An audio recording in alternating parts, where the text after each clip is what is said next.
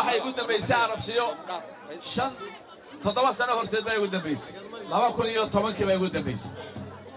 maalinta waxaan maray ilaa saylada waxaan maray halka waratada ay fariistaan qurada lagu iibiyo maanta 7 sano ka bacdi wax isbedelay ma jiro walaalahay waxa weeye dalkeena subxaanahu wa ta'ala ilaahay intuu gacanteena ka baxay ilaahay gacanteena noo soo geliyay intuu si yaro hawl yaro inaga baxay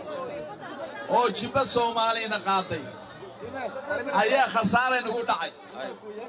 soo noqoshadiisa walaalayaal waan ogahay arabsiyo wixii ku dhacay waan ogahay dhibaatada ku dhacay gabiil iyo meel kasta walaalayaal ilaahay subxaanahu wa ta'ala aqligii wanaagsan ayuu nasiiyay marka ila xornimadeena waa la soo noqonayna wadan baabay oo hoos u dhacay oo la murdiyay oo la boobay ayaynu qaran ka sameeyay wadan sameeyay hay'adihii nabadgelyadii sameeysanay wasaaradihii sameeysanay ciidankii sameeysanay lacagtii sameeysanay baasaboorkii sameeysanay walaal ilaahay ma hadii way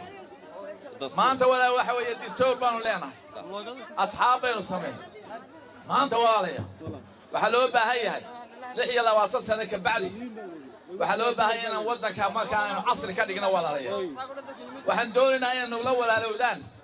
inaynu dhisno Soomaaliland cusub oo casri ah oo nidaam leh oo gaajada la dagaalanto wax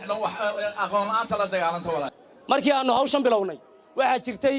in guud ahaanba gobolka Gabiley xisbiga uu ciidaad mooday in laga tirtiray gabi ahaanba oo darkaysta dadka qaar oo ku oranay waxa tartamaya laba xisbi laakiin maanta waxaanu ka dhignay in islaamuhu ay ku xisaabtamaan ay yiraahdaan saddexda xisbi qaran xisbiga cid marka la yiraahdo gaar ahaan gobolka Gabiley Faysal Cali Waraabe iyo Muuse Bixi Keeba guuleysanay waa in Gabiley dhexdeeda la iska weydiiyaa Faysal wuxuu diyaar niilayoodii ga marxaati ka aya waxayna ogoleyn asxaabta kale wuxuu ogol yahay inay Gabiley qurux badnaato inay Soomaaliland qurux badnaato inay daayirta Soomaaliland u sinaato oon qarankani noqonin meel xigti iyo in yaro gaari kootoogu xidhnaato xisbiga cid waxa looga bartay munaasabado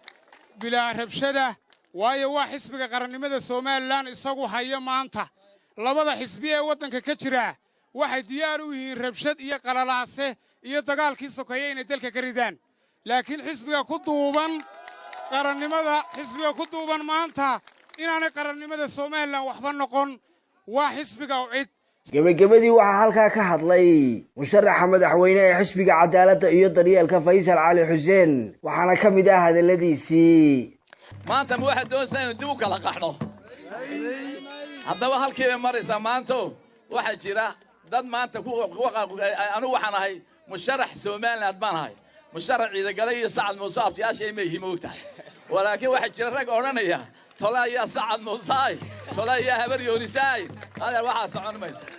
واحد سعون واي دولتنا وحلا يلها دولتنا وحلا يلها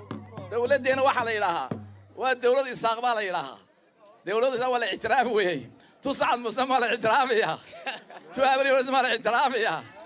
تسمع وين ولا هذا اعتراف ولا يا الله لا إيمان ولا يا الله ده هذا قبيلة نقطنا أنا ينتبه إلى شيء إذا أنا كيف مصدق شيء رحم كل واحد ويا لا حقه هو يدو يا لا يا لا مرقا وحوي دل كان وامديننا دل كان وامديننا وأنا قاص خاتمة شوكته علي خليفة هل كان أكتينا أبارسو كتيره يسيع أصحابتي سدوام أنا صواب شرنا إن شاء الله تعالى بريجي سناك وكاسو نكاسو حكى السعودية سياسة بريجي سناك dadkayna midnimo wax lagu heli kara walaalayaal waxaan doonaynaa Soomaaliland loo siman yahay oo Gabiley u meeyar ka noqon doona akishuhu